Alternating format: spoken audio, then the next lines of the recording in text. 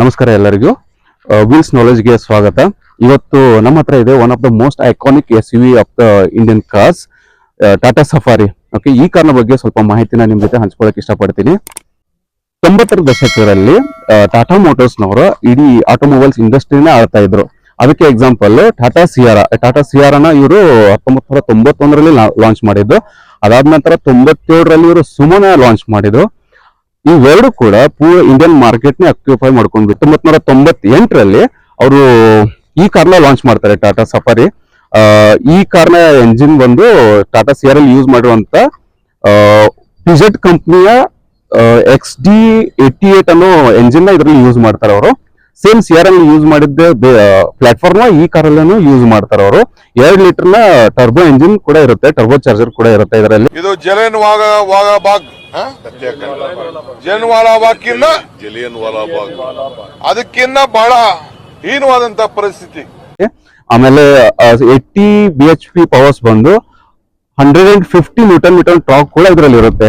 ನೀವು ಅಂದಾಜು ಮಾಡಬಹುದು ಇದರಲ್ಲಿ ಯಾವ ತರ ಪವರ್ಫುಲ್ ಎಂಜಿನ್ ಅನ್ನು ಇವರು ಆ ಟೈಮಲ್ಲಿ ಕೊಟ್ಟಿದ್ರು ಅಂತ ಹೇಳಿ. ಸೊ ಆಮೇಲೆ ಈ ಕಾರ್ನ ರೇಂಜ್ ಬಂದ್ಬಿಟ್ಟು 8 ಲಕ್ಷದಿಂದ 14 ಲಕ್ಷ ತನಾನು ಎಕ್ಸ್ ಶೋರೂಮ್ ರೇಟ್ ಕೂಡ 98ರಲ್ಲಿ ಲಾಂಚ್ ಆದ ತಕ್ಷಣನೇ ಇದು ಇಡೀ ಭಾರತಕ್ಕೆ ಮೊಟ್ಟ ಮೊದಲ ಬಾರಿಗೆ ಆಧುನಿಕ SUV ಅಂತ ಹೆಸರು ಪಡ್ಕೊಂಡಿತ್ತು. ಟಾಟಾ ಮೋಟರ್ಸ್ಗೆ ಇದು ಕ್ರೆಡಿಟ್ ಸಲ್ಬೇಕಾಗಿರುವಂತ ವಿಷಯ. ಇದು ಫಸ್ಟ್ ಇನ್ ದ ಸೆಗ್ಮೆಂಟ್ ಅಂತ ನಾವು ಹೇಳ್ಬೋದು. SUV ನಲ್ಲಿ ಫಸ್ಟ್ ಕಾರ್ ಇದು SUV ಅಂತ ಬಂದಿತ್ತು. ಮುಖದಲ್ಲಿ ಒಂದು ತೇಜಸ್ಸನ್ನ ನೋಡಿದೆ, ಏನನ್ನು ಸಾಧಿಸಿರೋ ಸಂತೋಷ. ಸೊ ಅವಾಗ ಒಂದು ಟರ್ಮ್ ಅನ್ನು ಯೂಸ್ ಮಾಡ್ತಾ ಇದ್ರು, ಒಂದು ಪದ ಯೂಸ್ ಮಾಡ್ತಾ ಇದ್ರು. ಅರ್ಥ ಮಾಡ್ಕೋಬಹುದು. ಸಿ ಅಂದ್ರೆ ಸಿಯಾರಾ, ಸು ಅಂದ್ರೆ ಸುಮೋ, ಅಂಡ್ ಸಾ ಅಂದ್ರೆ the all new Tata safari. This car mostly known for off roading purpose. 4x4 launch ಮಾಡಿದ್ದೆ ಟಾಟಾ ಮೋಟರ್ಸ್ ನವರು. ಈ ಕಾರ್ ಬಂದು ಸೆಲೆಬ್ರಿಟಿಗಳ ಫೇವರೇಟ್ ಕಾರ್ ಆಗಿದ್ದು, ಸೆಲೆಬ್ರಿಟಿ ಹಾಗೂ ಪಾಲಿಟಿಷಿಯನ್ಸ್ ಅವರ ಫೇವರೇಟ್ ಕಾರ್ ಇದು. ಕೆಲವೊಂದು ಸಮಯದಲ್ಲಿ ಇದು ಪ್ರಧಾನಮಂತ್ರಿಯವರ ಕಡಿಮೆ ಕಾರ್ ಕೂಡ ಆಗಿತ್ತು ಈ ಕಾರು. 1998ರಲ್ಲಿ ಲಾಂಚ್ ಆದಂತ ಈ ಕಾರು ಕೆಲವೇ ದಿನಗಳಲ್ಲಿ ಸಿಗ್ನಿಫಿಕೆಂಟ್ ಹಿಟ್ ಆಗುತ್ತೆ. ಯಾಕಪ್ಪ ಅಂತಂದ್ರೆ ನೀವು ನೋಡ್ಬೋದು, ರೋಡ್ ಪ್ರೈಸ್ ಕೂಡ ಈ ಗಾಡಿನ ನೋಡಬಹುದು. ಮ್ಯಾಗ್ನಿಫಿಸೆಂಟ್ ಆದಂತ ಗ್ರೌಂಡ್ ಕ್ಲಿಯರೆನ್ಸ್ ನ ನೋಡಬಹುದು. ಒಂದು ಬೀಸ್ಟ್ ಅಂತ ನಾವು ಹೇಳ್ಬೋದು. ಕಿಂಗ್ ಆಫ್ SUV ಅಂತ ಹೇಳ್ಬೋದು. ಇದರಲ್ಲಿ ಸ್ಕಾರ್ಪಿಯೋ ಕಾಂಪಿಟೇಟರ್ ಆಗಿ ಈ ಕಾರ್ನ ಬೆಲೆನೂ ಕೂಡ ಸ್ವಲ್ಪ ಕಡಿಮೆ ತಗೊಂಡ್ಬರ್ತಾರೆ. 6 ಲಕ್ಷದಿಂದ ಇದನ್ನ ಸ್ಟಾರ್ಟ್ ಮಾಡ್ತಾರೆ ಕಾಂಪಿಟೇಟಿವ್ ಪ್ರೈಸ್. ನನಗಂತೂ ಈ ಜೀವನವೇ ಬೇಸರವಾಗಿ ಹೋಗ್ಬಿಟ್ಟಿದೆ. 2005ರಲ್ಲಿ ಅವರು ಡೈಕೋರ್ ಅಂತ ಲಾಂಚ್ ಮಾಡ್ತಾರೆ ವಿತ್ 3 ಲೀಟರ್ ಟರ್ಬೋ ಎಂಜಿನ್. ಇದರಲ್ಲಿ 115 BHP ಪವರ್ ಇರುತ್ತೆ. ಆಮೇಲೆ 320 ನ್ಯೂಟನ್ ಮೀಟರ್ ಟಾರ್ಕ್ ಕೂಡ ಇರುತ್ತೆ. ಸೊ ನೀವು ಇಮ್ಯಾಜಿನ್ ಮಾಡ್ಕೋಬಹುದು ಯಾವ ತರ ಪವರ್ಫುಲ್ ಎಂಜಿನ್ ಇವರು ಅಪ್ಡೇಟ್ ಮಾಡ್ತಾರೆ ಅಂತ. ಆಮೇಲೆ ಅದ್ರ ಜೊತೆಗೆ ಕಾಸ್ಮೆಟಿಕ್ ಚೇಂಜಸ್ ಕೂಡ ಇದರಲ್ಲಿ ಎಕ್ಸ್ಟ್ರಾ ಕಾಸ್ಮೆಟಿಕ್ ಚೇಂಜಸ್ ಕೂಡ ಮಾಡ್ತಾರೆ ಈ ಕಾರಲ್ಲಿ. ನಂತರ 2012ರಲ್ಲಿ ಪೆಟ್ರೋಲ್ ಎಂಜಿನ್ ಕೂಡ ಲಾಂಚ್ ಮಾಡ್ತಾರೆ ವಿತ್ 2 ಲೀಟರ್ ಎಂಜಿನ್. ಇದು it got 400 newton metre torque. So ಅದು ಹೆಸರು ಬಂದು ಸ್ಟೋಮ್ ಅಂತ, ಟಾಟಾ ಸಫಾರಿ ಸ್ಟೋಮ್ ಅಂತ ಲಾಂಚ್ ಮಾಡ್ತಾರೆ. ಬಟ್ ಸಮ್ವೇರ್ ಇದು ಮೈಲೇಜ್ ಅಲ್ಲಿ ಸ್ವಲ್ಪ ಕಡಿಮೆ ಆಗುತ್ತೆ. ಮೈಲೇಜ್ 8ರಿಂದ 9 ಕಿಲೋಮೀಟರ್ ಪರ್ ಲೀಟರ್ ಇದು ಮೈಲೇಜ್ ಸಿಗಕ್ಕೆ ಸ್ಟಾರ್ಟ್ ಆಗುತ್ತೆ. ಸೊ ಅವಾಗಿಂದ ಸ್ವಲ್ಪ ಸೆಲ್ಲಿಂಗ್ ಕೂಡ ಕಡಿಮೆ ಆಯ್ತು ಅಂತ ಹೇಳ್ಬೋದು. ಇದೆ ಇಲ್ಲೊಂದು ಸಮಸ್ಯೆ ಖಂಡಿತ ಇದೆ. 2012ರ ನಂತರ ಇವರೇನ್ ಸಫಾರಿ ಸ್ಟೋಮ್ ಅಂತ ಲಾಂಚ್ ಮಾಡ್ತಾರಲ್ಲ, ಅದರಲ್ಲಿ ಸ್ವಲ್ಪ ಮತ್ತೆ ಅಪ್ಡೇಷನ್ ಮಾಡ್ಕೊಳ್ತಾರೆ ಇವರು. 400 ನ್ಯೂಟನ್ ಮೀಟರ್ ಟಾರ್ಕ್ ಪವರ್ ನ ಕೊಡ್ತಾರೆ ಈ ಕಾರಲ್ಲಿ. ಸೊ ತುಂಬಾ ಥ್ಯಾಂಕ್ ಯು ಸೋ ಮಚ್. ಸಿಕ್ಕಾಪಟ್ಟೆ ಖುಷಿಯಾಗಿದೆ. ನನಗೆ ಏನ್ ಮಾತಾಡ್ಬೇಕಂತ ಗೊತ್ತಾಗ್ತಾ ಇಲ್ಲ. ಇದು ಇಂಡಿಯನ್ ಆರ್ಮಿ ಕಲಿ ಬರುತ್ತೆ ಈ ಕಾರು. ಅವ್ರ ಕಡೆಯಿಂದ ಒಂದು ಆರ್ಡರ್ ಬರುತ್ತೆ ಟಾಟಾ ಮೋಟರ್ಸ್ಗೆ. ಕೆಲವೊಂದು 3100 ಯೂನಿಟ್ ಸಮಥಿಂಗ್ ಆರ್ಡರ್ ಅವ್ರ ಕಡೆಯಿಂದ ಬರುತ್ತೆ. ಸೊ ಅದ್ರ ಸಲುವಾಗಿ ಇವರು ಟಾಟಾ ಮೋಟರ್ಸ್ ಅವರು ಒಂದು ಸ್ಪೆಷಲ್ ಎಡಿಷನ್ ನ ತೆಗಿತಾರೆ ಇವರು. ಸ್ಟೋಮ್ GS800 ಅಂತ. GS800 ಅಲ್ಲಿ ಇನ್ನೂ ಸ್ವಲ್ಪ ಅಪ್ಗ್ರೇಡೇಷನ್ ಮಾಡ್ಕೊಂಡು ಸ್ವಲ್ಪ PS ಪವರ್ ನ ಜಾಸ್ತಿ ಕೊಟ್ಟು, ಆಮೇಲೆ 400 ನ್ಯೂಟನ್ ಮೀಟರ್ ಕೊಟ್ಟು ಸ್ವಲ್ಪ ಪೇಲೋಡ್ ನ ಜಾಸ್ತಿ ಮಾಡ್ತಾರೆ ಈ ಕಾರಲ್ಲಿ. ಸೊ ಯಾವ ತರ ಮಿಲಿಟರಿ ಅವರಿಗೆ ಬೇಕು, ಆರ್ಮಿ ಅವರಿಗೆ ಬೇಕು, ಬುಲೆಟ್ ಪ್ರೂಫ್ ಇದೆಲ್ಲ ಫೆಸಿಲಿಟೀಸ್ ಇದರಲ್ಲಿ ಆಡ್ ಮಾಡಿ ಆರ್ಮಿ ಸರ್ವಿಸ್ಗೆ ಈ ಕಾರ್ನ ಕೊಡ್ಲಾಗುತ್ತೆ.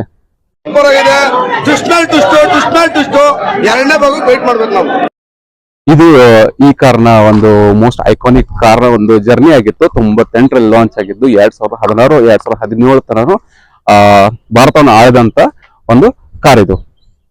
ಇದ್ರ ಕಾರ್ ಕೀ ಬಂದು ಈ ತರ ಇರುತ್ತೆ, ರಿಮೋಟ್ ಸೆಪರೇಟ್, ಆಮೇಲೆ ಕೀ ಸೆಪರೇಟ್ ಆಗಿ ಬರುತ್ತೆ ಈ ಕಾರಲ್ಲಿ. ನೀವು ನೋಡಬಹುದು ಲಾಕ್ ಬಟನ್, ಅನ್ಲಾಕ್ ಬಟನ್ ಮತ್ತೆ ಬೂಟ್ ಓಪನ್ ಬಟನ್ ಕೂಡ ಇದರಲ್ಲಿ ಬರುತ್ತೆ. ಫ್ರಂಟ್ ಲುಕ್ ಅಲ್ಲಿ ನೀವು ನೋಡಬಹುದು ಟಾಟಾ ಬ್ಯಾಜಿಂಗ್, ಸ್ಟೀಲ್ ಕ್ರೋಮ್ ಬರುತ್ತೆ, ಹೆಡ್ಲೈಟ್ ಸೆಟಪ್ ವಿತ್ ಹೆಲೋಜನ್ ಲೈಟ್ಸ್ ಬರುತ್ತೆ, ಹೆಲೋಜನ್ ಬಲ್ಬ್ಸ್ ಬರುತ್ತೆ ಇದರಲ್ಲಿ, ಆಮೇಲೆ ಫಾಗ್ ಲ್ಯಾಂಪ್ ಕೂಡ ಬರುತ್ತೆ. ಸೊ ನೀವು ಗ್ರೌಂಡ್ ಕ್ಲಿಯರೆನ್ಸ್ ನ ನೋಡಬಹುದು, ಮ್ಯಾಗ್ನಿಫಿಸೆಂಟ್ ಗ್ರೌಂಡ್ ಕ್ಲಿಯರೆನ್ಸ್ ಅಂತಾನೆ ಈಗ ನಾವು ಹೇಳ್ಬೋದು. ಆಮೇಲೆ ಈಗ ನೋಡ್ಬೋದು ಹೈಟ್ ಮತ್ತೆ width of the car, good road presence ಇದು. ಒಂದು ನೀವು ಯಾವ್ದಾದ್ರು ಟ್ರಾಫಿಕ್ ಅಲ್ಲಿ ನಿಂತಾಗ ನಿಮ್ಗೆ ಈ ಕಾರ್ನ ಲುಕ್ ಅಥವಾ ಪ್ರೆಸೆನ್ಸ್ ನಿಮ್ಗೆ ಗೊತ್ತಾಗುತ್ತೆ ಯಾವ ತರ ಈ ಕಾರ್ನ ಪ್ರೆಸೆನ್ಸ್ ಇದೆ ಅಂತ ಹೇಳ್ಬಿಟ್ಟು. ಸೈಡ್ ಪ್ರೊಫೈಲ್ ನ ನೋಡೋದಾದ್ರೆ ಈ ತರ ಸೈಡ್ ಗೆ ನೀವು ವೀಲ್ ಆರ್ಚ್ ನ ನೋಡಬಹುದು, ಸೈಡ್ ಕ್ಲಾಡಿಂಗ್ ನೋಡಬಹುದು, ಫುಟ್ ರೆಸ್ಟ್ ಆಗ್ಲಿ, ಟರ್ನ್ ಇಂಡಿಕೇಟರ್ಸ್ ಇವರು ಫೆಂಡರ್ ನಲ್ಲಿ ಕೊಟ್ಟಿದ್ದಾರೆ. ಮಿರರ್ ಬಂದು manual adjustable, electrical adjustable but manual folding ಬರುತ್ತೆ. ಡೋರ್ ಹ್ಯಾಂಡಲ್ ಕೂಡ ಸ್ವಲ್ಪ ಡಿಫ್ರೆಂಟ್ ಆಗಿ ಕೊಟ್ಟಿದ್ದಾರೆ ಇವರು, ನೋಡಬಹುದು ಇದು ಕೂಡ. ಓಕೆ, ಅದು ಡೋರ್ ಕೂಡ 90 ಡಿಗ್ರಿ ಆಂಗಲ್ ನಲ್ಲಿ ಓಪನ್ ಆಗುತ್ತೆ. ಆಮೇಲೆ ನೀವು ಈಸಿಯಾಗಿ ಒಳಗಡೆ ಕಾರಲ್ಲಿ ಕೂತ್ಕೋಬಹುದು. ಸ್ಟೀರಿಂಗ್ ಅಲ್ಲಿ ಕೂಡ ನಿಮಗೆ ಇದು ಟಿಲ್ಟ್ ಮತ್ತೆ ಟೆಲಿಸ್ಕೋಪಿಕ್ ಆಪ್ಷನ್ ಕೊಟ್ಟಿದ್ದಾರೆ. ಡ್ರೈವರ್ ಸೈಡ್ ಅಡ್ಜಸ್ಟಬಲ್ ಸೀಟ್ ಕೂಡ ಇದೆ ಇದರಲ್ಲಿ. ಒಳಗಡೆ ಡ್ಯಾಶ್ ಬೋರ್ಡ್ ನ ನೀವು ನೋಡಬಹುದು, ಕ್ಲಸ್ಟರ್ ಕೂಡ ನೋಡಬಹುದು. ಒಂದ್ ಸೈಡ್ RPM, ಒಂದ್ ಸೈಡ್ ಸ್ಪೀಡ್, ಆಮೇಲೆ ಎಂಜಿನ್ ಹೀಟ್, ಆಮೇಲೆ ಫ್ಯೂಲ್ ಕೆಪಾಸಿಟಿ ಇದರಲ್ಲಿ ತೋರಿಸುತ್ತೆ ಮೀಟರ್ ನಲ್ಲಿ. ಸ್ವಲ್ಪ ಡಿಜಿಟಲ್ ಡಿಸ್ಪ್ಲೇನು ಕೊಟ್ಟಿದ್ದಾರೆ. ಏರ್ ಬ್ಯಾಗ್ ಮತ್ತು ಹಾರ್ನ್, ಇಲ್ಲಿ ಒಂದು ಏರ್ ಬ್ಯಾಗ್ ಬರುತ್ತೆ ಕೋ ಡ್ರೈವರ್ ಸೈಡ್ ಅಲ್ಲಿ. ಗ್ಲೋ ಬಾಕ್ಸ್ ಕೂಡ ಇದೆ, big glove box. AC vents ಇದನ್ನ ಸೈಡ್ ಗೆ ಕೊಟ್ಟಿದ್ದಾರೆ, ಡೋರ್ ಅಲ್ಲಿ ಬರುತ್ತೆ. ಆಮೇಲೆ ಸನ್ ವೈಸರ್ ನಲ್ಲಿ ticket holder, co driver side ಅಲ್ಲಿ mirror option with mirror option ಕೂಡ ಕೊಟ್ಟಿದ್ದಾರೆ ಇವರು. ರೀಡಿಂಗ್ ಲ್ಯಾಂಪ್ಸ್ ಇದೆ. ಕಾರಿನ ಡ್ಯಾಶ್ ಬೋರ್ಡ್ ನ ನೀವು ನೋಡಬಹುದು. AC ವೆಂಟ್ಸ್, ಅದ್ರ ಕೆಳಗಡೆ ಒಂದು ಡೈರೆಕ್ಷನ್ ಗೋಸ್ಕರ ಕಂಪಾಸ್ ನ ಕೂಡ ಕೊಟ್ಟಿದ್ದಾರೆ with Safari logo inside. Headlight adjuster, fuel lid open, rear wiper, washer, parking hazard, defogger, ಆಮೇಲೆ fog light on off button. ಕೆಳಗಡೆ ಬಂದು ಮ್ಯಾನುವಲ್ AC ಕೂಡ ಇದರಲ್ಲಿದೆ. ಆಡಿಯೋ ಸಿಸ್ಟಮ್ ಕೂಡ ಕೊಟ್ಟಿದ್ದಾರೆ ಇವರು. 12 ವೋಲ್ಟ್ ಚಾರ್ಜರ್ ಕೂಡ ಇದೆ. 5 ಮ್ಯಾನುವಲ್ ಗೇರ್ ಕೂಡ ಕೊಟ್ಟಿದ್ದಾರೆ ಇವರು. ಅದ್ರ ಜೊತೆಗೆ 2 cup holders, hand break, 2 arm rest ಬರುತ್ತೆ, ಕೋ ಡ್ರೈವರ್ ಸೈಡ್ ಮತ್ತೆ ಡ್ರೈವರ್ ಸೈಡ್. ಫ್ರಂಟ್ ಸೈಡ್ ನೀವು ನೋಡಿದ್ದಾಯ್ತು. ಈಗ ಹೋಗೋಣ ಸೆಕೆಂಡ್ ಸೀಟ್ ಅಲ್ಲಿ, ಸೆಕೆಂಡ್ ರೋ ಅಲ್ಲಿ.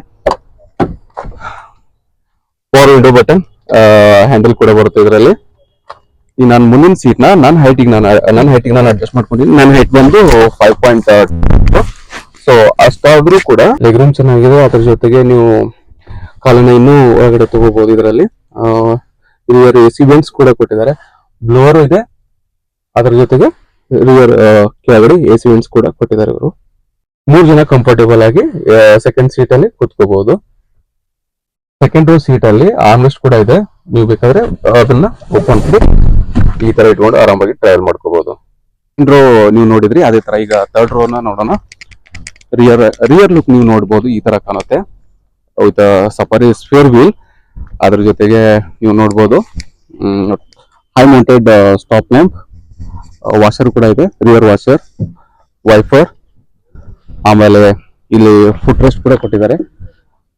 ಹೆಲೋಜನ್ ಟೇಲ್ ಲ್ಯಾಂಪ್ ಬರುತ್ತೆ, ಆಮೇಲೆ ಹೆಲೋಜನ್ ಅಲ್ಲಿ fog lamp, rear camera after market install ಮಾಡಿದ್ದು. ಸೊ ಇದನ್ನ ಓಪನ್ ಮಾಡೋಣ. ನೀವು ನೋಡ್ಬೋದು ಯಾವ ತರ ಡೋರ್ ಓಪನ್ ಆಗುತ್ತೆ. ಹೈಡ್ರಾಲಿಕ್ ಡೋರ್ ಕೊಟ್ಟಿದ್ದಾರೆ ಇದರಲ್ಲಿ. ಸೀಟ್ಸ್ ಬಂದು ಈ ತರ ಬರುತ್ತೆ, ಬಟ್ ಬೂಟ್ ಸ್ಪೇಸ್ ಅಂತ ಏನು ಬರೋದಿಲ್ಲ. ಬೂಟ್ ಸ್ಪೇಸ್ ಬೇಕಂತಂದ್ರೆ ಜಸ್ಟ್ ನೀವು ಇದನ್ನ ಈ ತರ ಮಾಡ್ಕೊಂಡು ಬೂಟ್ ಸ್ಪೇಸ್ ಆಗಿ ಯೂಟಿಲೈಸ್ ಮಾಡ್ಕೋಬಹುದು. ಈ ತರ ರಿಯರ್ ವ್ಯೂ. ಇವತ್ತಿನ Tata Safari one of the most iconic car, ಲೆಜೆಂಡ್ರಿನ ಅಂತಾನೆ ಹೇಳ್ಬೋದು. ಈ ಕಾರ್ನ ನಿಮ್ಗೆ ರಿವ್ಯೂ ಮಾಡಿದ್ದೀನಿ. Thank you so much for watching wheels knowledge.